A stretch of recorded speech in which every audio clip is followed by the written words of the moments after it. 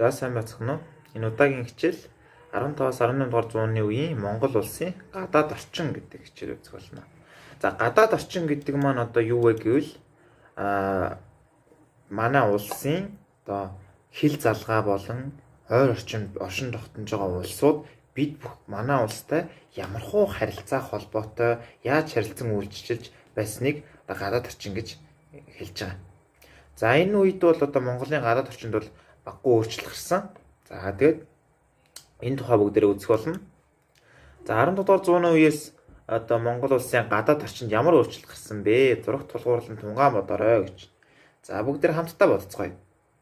За бид бүхэн бол энэ үеэс бол эзэнт гүрэн байхаа болж их нутагтаа буцан ирсэн байгаа. За энэхүү зураг дээр бол одоо яг 1630-аас 40 оны үеийн зургийг одоо харуулсан байна.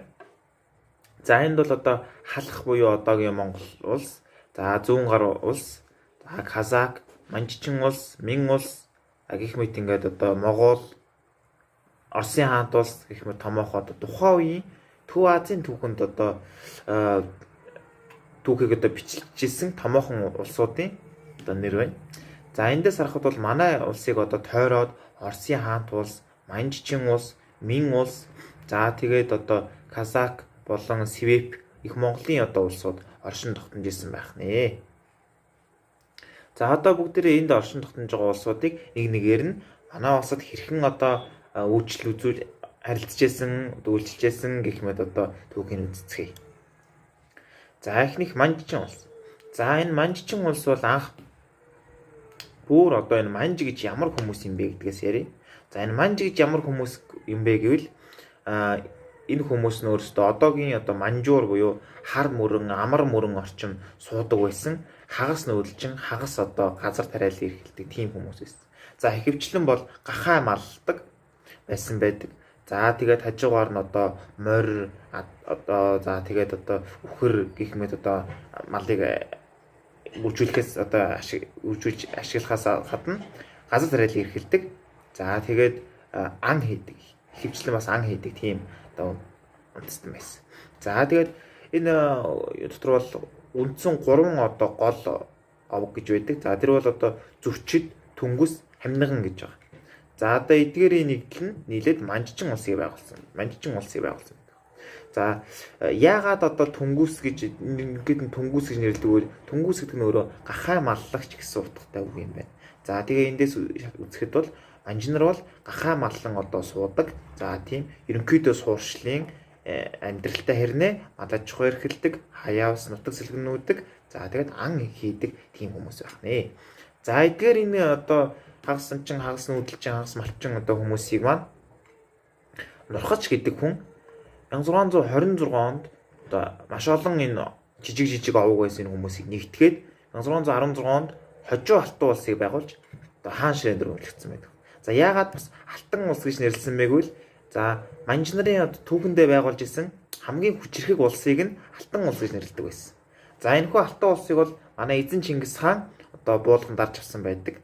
За тэрнээс хойш бол манж нар өөрсдийн гэсэн улсыг байгуулж явсаар 1616 онд залгасан байдаг. За ингээд Нурхач хаан бол одоо Нурхач Баатар хаан бол Манжичин улсыг нэгтгэж Алтан улсыг байгуулсан.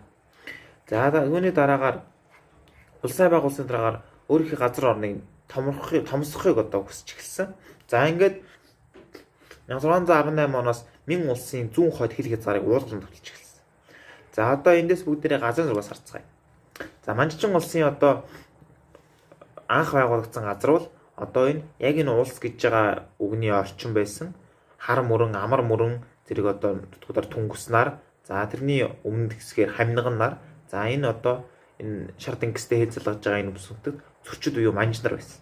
За ингээд энэ гурыг нэгтгэж зөрчидийн Хожуу Алтан улсыг байгуулж одоо байгуулсны дараагаар Мин улс руу халдан тогтолж эхэлсэн. Мин улсын газар тэгвэл одоо энэ тавьцаа байсан байдаг. За ингээд энэ Мин улс руу тогтолж эхэлсэн. За ингээд уулгалан давталж маш их хэмжээний одоо олон тосгодуудыг эзэж дээрэм тонол хийсэн. За мөн Солонгос руу маш хэмжээний дээрэм тонол товчлуудыг хийж исэн байдаг. За ингэж явсаар 1636 онд өвөр Монголыг иргэшээлд оруулсан. 1634 онд бол Лэгдэн хаан нас барсан байдаг Нурхач Баатарт одоо Нурхажбаатар болон түүний хүү Абхад одоо хөөгдөн явсаар. За ингээд 1636 онд Нурхаж хааны хүү Абхай өвөр Монголыг нэгтгэн өөрийгөө бүх Монголын хаан хэмээн зарласан байдаг.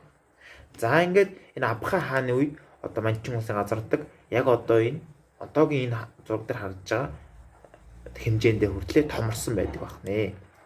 За тэгээ 1644 онд Мин улсыг эзэлж маш томоохон эзэн гүрнийг байгуулах эхлэн тавигдсан байдаг. За тухайн үеийн Мин улс бол нэг 120-оос 150 сая хүн амтай байсан гэж үздэг. Харин өвөр Монгол бол нэг сая гаруй хүн амтай байсан. Гэтэл манжнар хідүүлээ байсан мэвэл манжнарын нийтдээ 300 мянга хүрэхтэй үгүйтэй байсан гэж сурвалж тэмдэглүүлсэн байна. За тэгэхээр энэ цөөхөн хүмүүс яаж энэхүү том эзэн гүрнийг байгуулсан бэ гэдэг бол бас гайхалтай төв байдаг байгаа. За дараагийн улс бол Мин улс. За Мин улс бол мэдээж хэрэг манай Монголын их Юан гүрний унсны дараагаар хятад бий болсон одоо улс байгаа. За энэ Мин улс бол одоо 1368-аас 1644 онд Төв Азад бол хамгийн одоо хүчрэг гүрнүүдийн нэг тооцогддог байсан.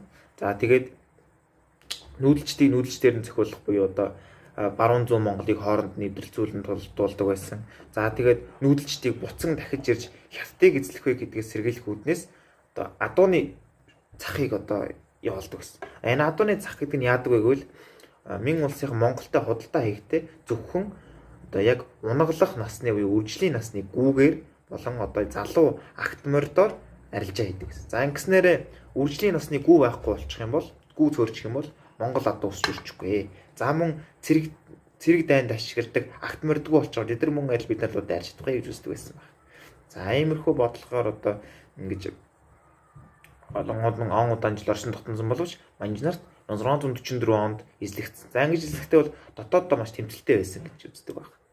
За мөн бас Мин улсын хажуугаар мөн Төвд улс дотооддоо эвдрэлтэй байсан. Улааны болон шарын хоёр урсгал нь хоорондоо ингээд маш том дайнтай байсан байдаг. За энэхүү тайныг нь мөн ашиглан манжнар эзэлж авсан гэж үздэг.